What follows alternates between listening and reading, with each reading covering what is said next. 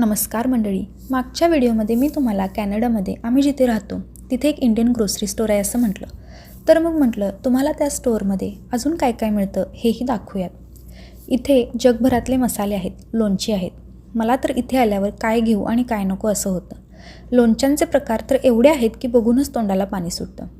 डाळी, कडधान्ये, शेंगदाणे, ड्रायफ्रूट्स आणि उपवासासाठी शाबू आणि वरीचं तांदूळसुद्धा इथे मिळतं. गिट्सच्या प्रीमिक्समध्ये तर इतके प्रकार आहेत की ढोकळा, गुलाबजामुन, फालुदा, जिलेबी, मेदूवडा असे प्रकार प्रीमिक्समध्ये आहेत. तूपसुद्धा मिळतं आणि सगळ्यात जास्त मला आवडलेली गोष्ट म्हणजे आपला कोल्हापुरी गूळसुद्धा इथे मिळतो. आणि एवढंच नाही तर देवपूजेचं साहित्यसुद्धा मिळतं. पाणीपुरीचा गाडा नसला म्हणून काय झालं, पाणीपुरीचा रेडी टू ईटवाला बॉक्स घ्यायचं. बिस्किट्स, खारी डाळ, पापडी असं चटरफटर पण मिळतं.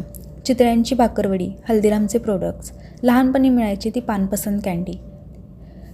साबण पण इंडियन मिळतात, हमाम, नंबर 1 असे. म्हणजेच काय की इथे इंडियन प्रोडक्ट्स सगळेच मिळतात आणि इझिली अवेलेबल होतात.